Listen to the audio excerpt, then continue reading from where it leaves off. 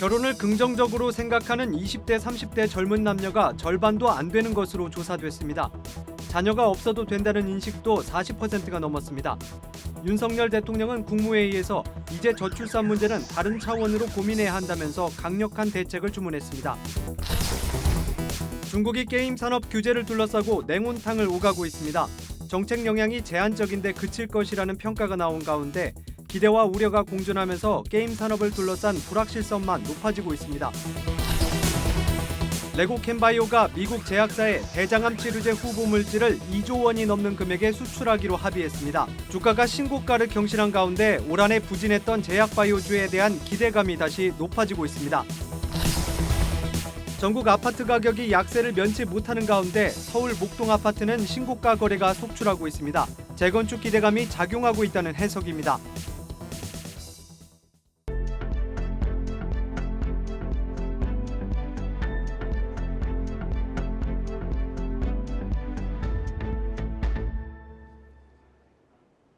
뉴스플러스 시작합니다.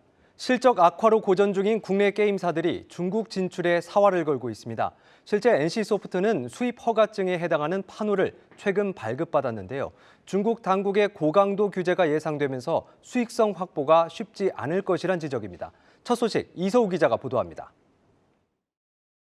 NC소프트의 토종 MMORPG 블레이드 앤 소울2가 중국 판호를 받고 본격적인 현지 시장 개척에 나섭니다.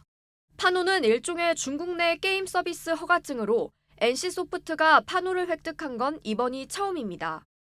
크래프톤, 펄어비스 등이 해외 매출 비중이 큰 것과 달리 여전히 NC소프트는 매출의 60% 이상이 국내에서 나옵니다.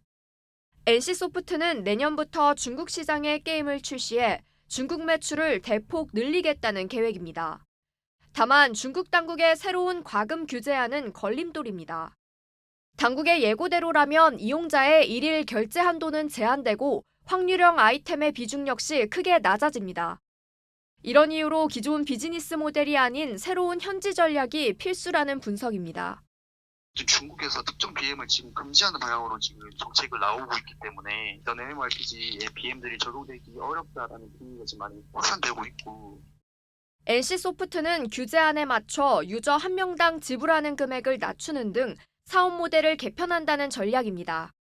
최근 선보인 TL과 같이 확률형 아이템은 포기하는 대신 중국 진출 등 매출 발생 지역을 늘리겠다는 목표입니다. 사업 전면 쇄신에 나선 NC소프트가 어렵사리 얻은 중국 시장 진출 기회를 활용하기 위해 다양한 방안 모색에 나섰습니다. 한국경제TV 이서우입니다. 지난 주말 반려동물용 유모차 판매량이 사상 처음으로 유아용 유모차를 넘어섰다는 소식이 화제였는데요. 우리나라의 저출산 그늘을 극명하게 보여준 사례였습니다. 오늘 통계청이 인구 위기에 대응하기 위해 저출산 통계 지표 체계를 처음으로 공개했는데요. 20대, 30대 청년 절반 이상은 결혼해도 자녀를 낳지 않겠다고 답했습니다. 자세한 내용 전민정 기자가 전합니다. 통계청이 저출산 통계지표 체계를 한눈에 볼 수 있도록 공개한 지표누리입니다. 직접 접속해보니 출생아 수, 출산율 이외의 다양한 우리나라 저출산 현황을 입체적으로 살펴볼 수 있습니다. 먼저 출산 현황을 보면 2000년 64만 명이던 신생아 수는 20년 새 40만 명이나 줄었고 가임 여성이 낳을 것으로 기대되는 합계 출산율도 같은 기간 1.48명에서 역대 최저치인 0.78명으로 뚝 떨어졌습니다. 이는 청년층이 출산을 기피하는 현상이 낳은 결과였습니다. 13세 이상 미혼 남녀 10명 중 3명만이 결혼은 반드시 해야 한다고 생각했고 결혼하면 자녀를 가져야 한다는 데엔 청년층 절반 이하만이 동의했습니다. 또 다른 지표에선 청년의 결혼과 출산 여부를 결정하는 원인도 찾을 수 있었습니다. 결혼을 준비하거나 결혼을 앞둔 세대인 20대 청년층의 가구 평균 소득은 지난해 기준 4천여만 원, 30대의 절반을 겨우 넘습니다. 20대 고용률은 30대보다 10%포인트나 낮은 60%에 불과했고 10명 중 4명은 아직 비정규직이었습니다. 결혼하지 않은 이유를 묻는 조사에서도 미혼 여자 10명 중 2명, 남자는 3명 이상이 결혼 자금 부족을 이유로 꼽았습니다. 실제 지난해 연소득 대비 수도권 주택 가격의 비율은 9.3배. 내 집 마련을 꿈도 꾸기 어려운 현실에 결혼과 자녀 계획은 언감생신이었던 겁니다. 통계청은 출산 현황, 결혼 결정 요인, 가족 정책 등과 관련된 세부 지표를 추가로 논의해 내년 말 최종 지표를 공개한다는 계획입니다. 그 저출산 3대 영역별로 어떤 지표가 저출산 정책에 필요하다는 데 좀 의의가 있습니다. 연구 용역하면서 저희가 지표 후보고 23개만 우선은 공개를 한 거고 나머지는 내년 연구하고 논의 통해서 제공할 예정입니다. 한국경제TV 전민정입니다. 올해 실적 부진을 겪어온 CJ그룹의 정기 임원 인사가 내년으로 미뤄질 전망입니다. 인사가 한 발 늦춰진 배경을 두고 이재현 회장이 대대적인 쇄신 인사를 위해 깊은 고민에 들어갔다는 분석이 나옵니다. 김예은 기자가 보도합니다. 올해 CJ그룹 전체 시가총액은 1조 7천억 원가량 증발했습니다.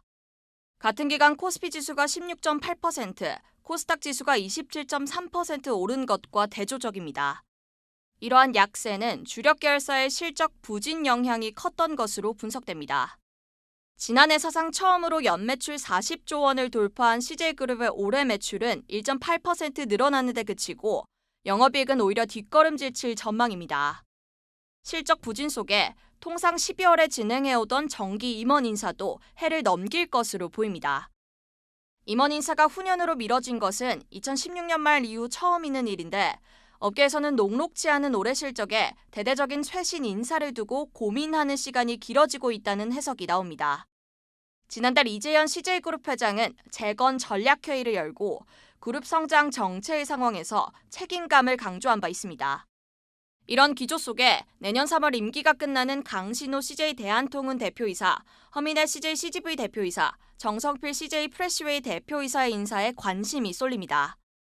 대한통운은 영업이익은 12% 개선했지만 택배 물동량 감소로 매출은 4% 줄었고 CGV의 경우 흑자 전환에는 성공했지만 지난 6월 1조 원 규모의 유상증자를 추진한 이후 주주가치 희석 우려로 주가가 급락하기도 했습니다.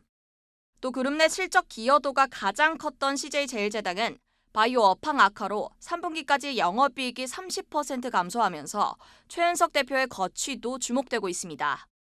한편 적자 늪에 빠진 CJ E&M의 구원 투수로 선임된 구창근 대표의 거취에도 관심이 쏠립니다. 구 대표는 취임 이후 엔터테인먼트 부문의 강도 높은 구조 조정을 단행했지만 광고 시장이 악화되면서 올해 3분기까지 누적 700억 원대 영업 손실을 냈습니다. 아울러 이 회장의 장남인 이선호 CJ제일제당 식품성장 추진 실장의 역할이 더욱 확대될지도 주목됩니다. 이 실장은 2021년 연말 인사에서 경영 리더로 승진해 CJ제일제당의 해외 사업을 이끌고 있습니다. CJ그룹 관계자는 정기 임원 인사의 시기와 방향에 대해서는 아직 정해진 바가 없다고 밝혔습니다. 한국경제TV 김연입니다. 서울과 수도권, 지방할 것 없이 전국적으로 부동산 한파가 매섭게 몰아치고 있습니다. 그런데 유독 서울 목동의 경우 신고가 거래가 속출하는 등 나홀로 들썩이는 모습입니다. 왜 그런지 성나균 기자가 현장에 다녀왔습니다. 저는 지금 양천구 목동에 나와 있습니다. 지난 1980년대 조성된 목동 신시가지는 다 합쳐 2만 6천 가구에 달해 이른바 연기 신도시라고 불립니다. 최근 얼어붙은 부동산 시장에서 나홀로 열기를 이어가고 있는데 그 이유를 직접 알아보겠습니다. 오래된 대단지 아파트가 밀집해 있는 목동 신시가지.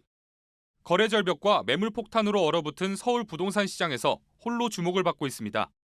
실제 올해 3분기 이후 양천구의 아파트 매매 중 3분의 1 이상이 목동 신시가지에서 나왔습니다. 제가 지금 서 있는 이곳 5단지 전용 면적 115제곱미터는 최근 27억 원에 거래되며 신고가를 경신했습니다. 1단지 전용 면적 154제곱미터도 29억 원에 손바뀜되며 고점을 갈아치웠습니다. 목동에서 신고가 거래가 속출한 건 재건축 사업이 본격화된 영향이 가장 큽니다. 현재 14개 단지 중 13개 단지가 안전진단의 문턱을 넘었습니다. 머지않아 새 아파트가 들어선다는 소식에 주민들의 기대감도 높습니다. 재건축에 대한 분위기는 상당히 좋은 편이에요. 왜냐하면 용적률 자체가 다른 어느 지역보다도 용적률이 낮기 때문에 그런 부분에 대한 거를 많이 갖고 있어서 우여곡절 끝에 국회를 통과한 신도시 특별법을 적용받는 만큼 사업성도 높아질 전망입니다. 특별법에서 옥석 가리기를 할 수가 있는 것이죠. 기부 체납이라든지 임대주택들을 낸다 하더라도 그래도 사업성 인센티브가 훨씬 더 크다라고 하면 받아들이면 그 사업에 날개를 달 수가 있고, 서울의 대표적인 상급지에 위치하면서도 대지 지분이 넓어 높은 수익을 기대할 수 있는 겁니다. 재건축 호재가 가시화되면서 시장에 이목이 쏠리고 있는 목동 신시가지. 다만 아직 사업 초기 단계인 만큼 조합 내용과 공사비 갈등 등 넘어야 할 산이 많습니다. 한국경제TV 성낙윤입니다.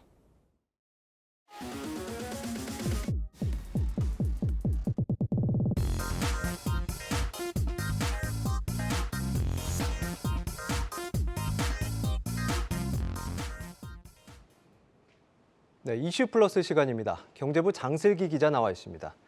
어서 오세요. 네, 오늘의 이슈는 뭡니까? 네, 아마 많은 분들이 좀 궁금해하는 부분일 것 같은데요. 네. 내년 초부터 국민 대다수가 가입하고 있는 자동차 보험과 실손보험의 그 보험료가 조정이 됩니다. 네. 사실 어떤 건 또 오르고 어떤 건 좀 내린다는 소식이 계속 이어져 오고 있어서 아마 가입자분들이 좀 혼란이 있으실 텐데요. 오늘 이슈 플러스에서 구체적으로 어떻게 변동이 되는지 쉽게 좀 설명을 좀 드리겠습니다.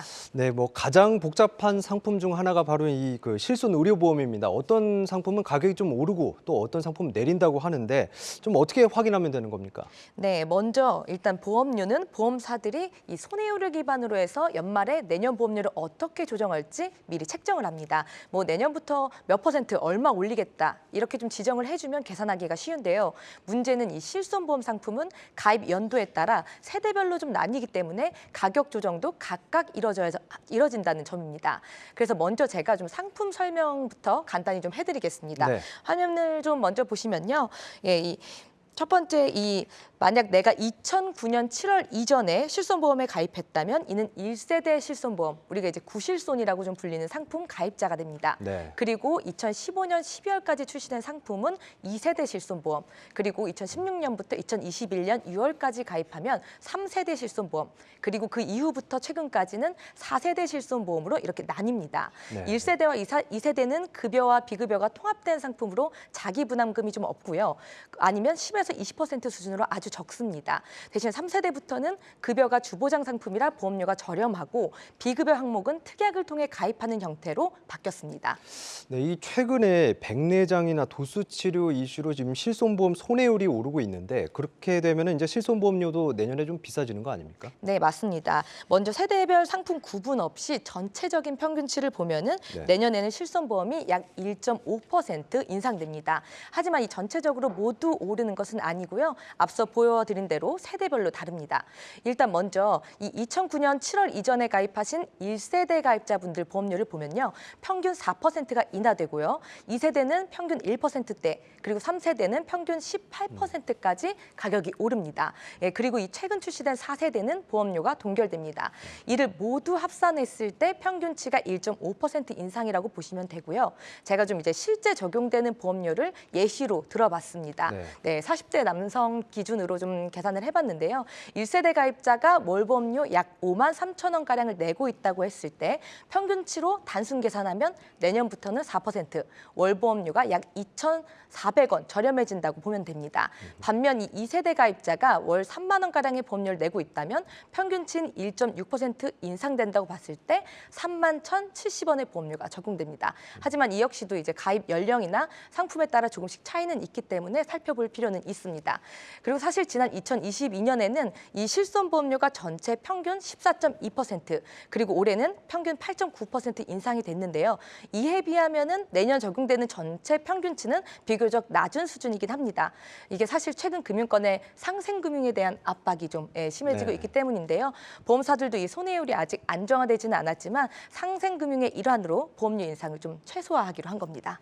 네, 그렇다면 그 내년에 자동차 보험료는 어떻게 조정됩니까? 네, 자동차 보험료 역시 실손보험처럼 손해율을 기반으로 좀 책정이 되는데요. 네. 코로나19 이후에 차량 운행이 크게 줄면서 손해보험사들의 손해율도 개선이 좀 됐습니다. 물론 뭐 정비 수가 인상이나 폭우에 따른 침수차 증가와 같은 인상 요인이 여전히 남아있기는 한데요. 역시나 이 자동차 보험료에도 상생금융 영향이 좀 작용을 했습니다. 그래서 지난주 손해보험사들은 약 2.5에서 3.0%가량 자동차 보험료를 인하한다고 결정했습니다. 네. 이 적용은 내년 2월부터입니다. 예, 네, 그리고 보험사들은 여전히 이 손해율 인상 이슈가 상존하고는 있지만 최근 고금리와 물가 상승에 따른 국민들의 이 어려움을 함께 나누겠다 이런 취지로 자동차 보험료를 인하하기로 했습니다. 네. 이 가입자나 차량별로 차이는 좀 있겠지만 약 2.5% 이내로 평균치를 계산했을 때 1인당 약 22,000원에서 25,000원가량 저렴해질 것으로 전망되고 있습니다. 네, 잘 들었습니다. 경제부 장슬기 기자였습니다.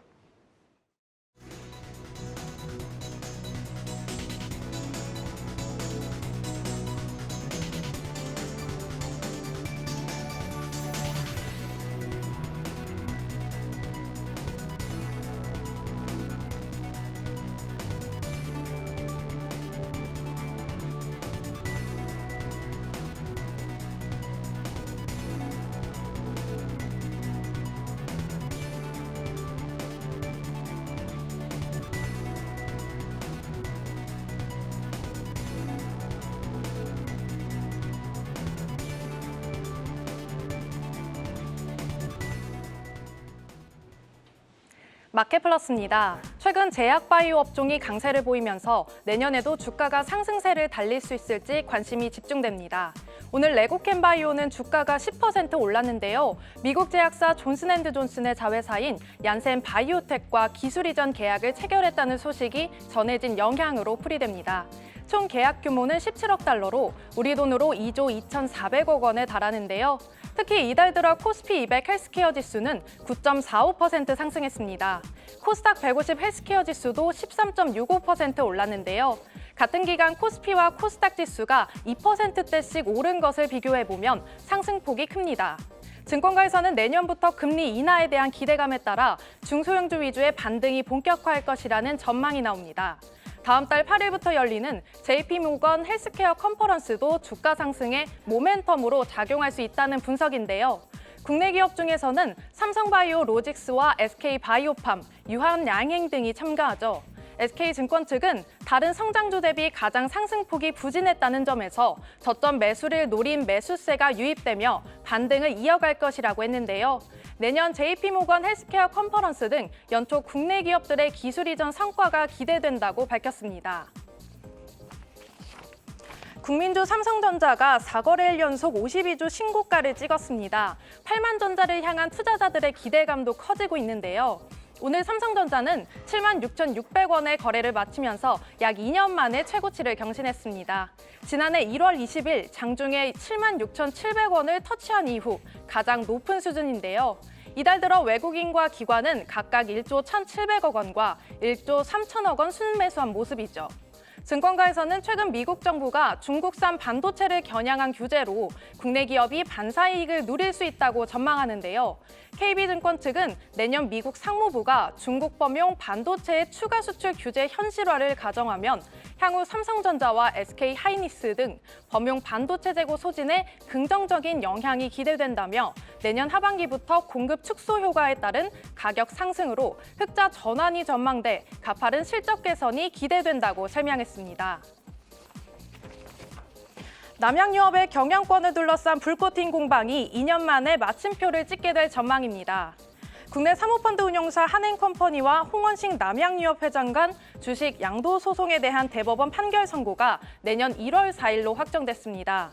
앞서 홍 회장 일가는 한행컴퍼니와 지난 2021년 5월 남양유업 경영권 지분 53.08%를 3,107억 원에 파는 주식 매매 계약을 체결했는데요. 4개월 만에 홍 회장 측이 한행컴퍼니의 계약 해지를 통보하면서 기나긴 법적 분쟁이 이어지게 됐습니다. 그동안 양측은 김 회장의 쌍방 대리와 별도 합의서, 백미당 분사 등 쟁점과 관련해 첨예하게 대립해왔죠. 하지만 재판부가 1심에 이어 2심까지 한행컴퍼니의 손을 들어준 상황인데요. 증권가에서도 남양유업의 주인이 한행컴퍼니가 될 가능성이 크다고 분석합니다. 이처럼 남양유업에 대한 경영권 분쟁이 곧 끝날 것이라는 기대감에 주가가 2거래일 연속 강세를 보였습니다. 지금까지 마켓플러스였습니다.